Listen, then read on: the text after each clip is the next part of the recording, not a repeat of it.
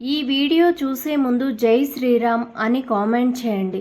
హిందూ ధర్మం ప్రకారం మన సృష్టిలో మనకు కనిపించే ఒకే ఒక్క ప్రత్యక్ష దైవం సూర్య భగవానుడు. సూర్య భగవానుడికి ఈ విధంగా అర్ఘ్యం ఇచ్చినట్లయితే అద్భుతమైన ఫలితాలు కనిపిస్తాయి. సూర్య భగవానుడికి అర్ఘ్యం ఎలా ఇవ్వాలి, ఏ సమయంలో ఇవ్వాలి, ఎలా ఇస్తే విశేషమైన ఫలితాలు కలుగుతాయో మనం ఈ వీడియోలో వివరంగా తెలుసుకుందాం. వీడియోని ఎక్కడ కూడా స్కిప్ చేయకుండా చివరి వరకు చూడండి. అలానే ఈ వీడియోకి ఒక చిన్న లైక్ ఇవ్వండి. అలానే ఛానల్ని సబ్స్క్రైబ్ చేసుకొని సపోర్ట్ చేయండి. సూర్య భగవానుడి మహిమ అనేది చాలా గొప్పది. మహాభారతంలో ధర్మరాజు అంతటి వాడే సూర్య భగవానుడిని ఉపాసన చేసి విజయం సాధించాడు. ధర్మరాజు అరణ్య పర్వంలో సూర్యుని ఉపాసన చేసిన తర్వాత ఆ సూర్య భగవానుడు అక్షయ పాత్రను ధర్మరాజుకు అప్పగిస్తాడు. అరణ్య పర్వంలో ఆ సూర్య భగవానుడు అనుగ్రహం చేత ధర్మరాజు పంచభక్ష పరమాణాలు భుజించారు. అంతేకాదు సత్రాజితు అనే అతను సూర్యుని ఉపాసన చేసి శమంతకమణిని సంపాదించాడు. శమంతకమణి అంటే ఇంకా ధనం అనేది, బంగారం అనేది ఎప్పుడూ కూడా వస్తూనే ఉంటుంది. అలాగే త్రేతాయుగంలో శ్రీరామచంద్రమూర్తి అంతటి వాడే సూర్య భగవానుడికి నమస్కారం చేశాడు. ఒక్క సూర్య భగవానుని పూజించినట్లయితే త్రిమూర్తులని పూజించినంత పుణ్యఫలం దక్కుతుంది. అలాగే ప్రతిరోజు కూడా సూర్య భగవానుడికి అర్ఘ్యం ఇవ్వడం వలన అనారోగ్య సమస్యలు, చర్మ వ్యాధులు అనేవి మన దరిదాపుల్లోకి కూడా రాలేవు. సూర్య భగవానుడు అనుగ్రహం ఉంటే మన చక్కటి ఆరోగ్యం, అలాగే చక్కటి వాక్శుద్ధి అనేది కలుగుతుంది. అలాగే మన వంశం కూడా పెరుగుతూ ఉంటుంది. అలాగే గ్రహదోషాలు కూడా తొలగిపోతాయి. నవగ్రహాలకు అధిపతి అయిన సూర్య భగవానుడికి అర్ఘ్యం ఎలా ఇవ్వాలంటే ఏదైనా ఒక ఆదివారం రోజు ప్రారంభించాలి.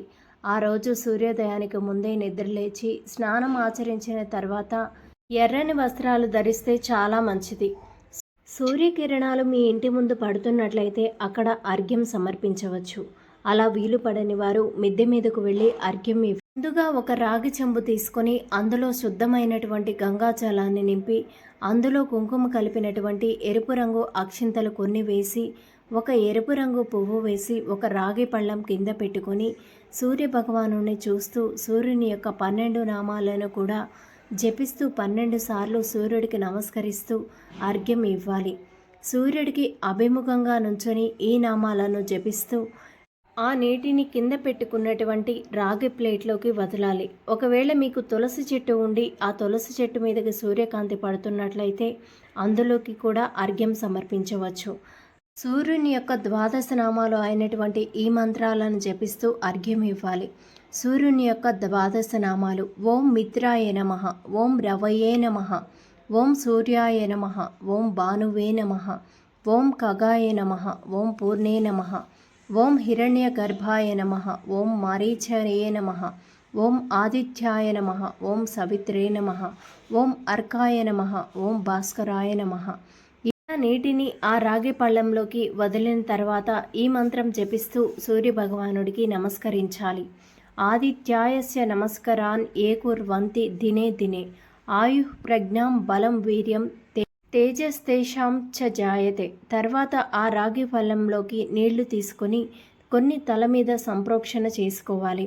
తర్వాత ఆ రాగి ప్లేట్లో మిగిలిన నీళ్లను తులసి చెట్టు మొదట్లో పోయండి. తర్వాత ఆడవాళ్ళు అయితే సూర్యునికి మోకాళ్ళ మీద ఉండి నమస్కారం చేయాలి. అదే మగవాళ్ళు అయితే సాష్టాంగ నమస్కారం చేసి మనసులోని కోరికను గట్టిగా కోరుకొని సూర్యుడికి నమస్కారం చేయాలి. సూర్యుడు ఒక నమస్కారం చేస్తే చాలు, కోరిన వరాలన్నీ కూడా అందిస్తాడు. సూర్యుడు నమస్కార ప్రియుడు. ఇలా ఒక ఆదివారం రోజు మొదలుపెట్టి 27 రోజులు నిష్టగా ఇలా సూర్య భగవానుడికి అర్ఘ్యం సమర్పించినట్లు అయితే ఊహించని మార్పులు మీ జీవితంలో కలుగుతాయి. అలాగే మీ జీవితంలో ఉన్నత పదవులు, అపారమైన ధన సంపద కలుగుతుంది. అలాగే అనారోగ్య సమస్యలు దరిదాపుల్లోకి కూడా రావు. ధన్యవాదములు. ఈ వీడియోని లైక్ చేసి మా ఛానల్ని సబ్స్క్రైబ్ చేసుకొని సపోర్ట్ చేయండి. అలానే ఈ వీడియోని చివరి వరకు చూసినట్లయితే జై శ్రీరామ్ అని తప్పకుండా కామెంట్ చేయండి.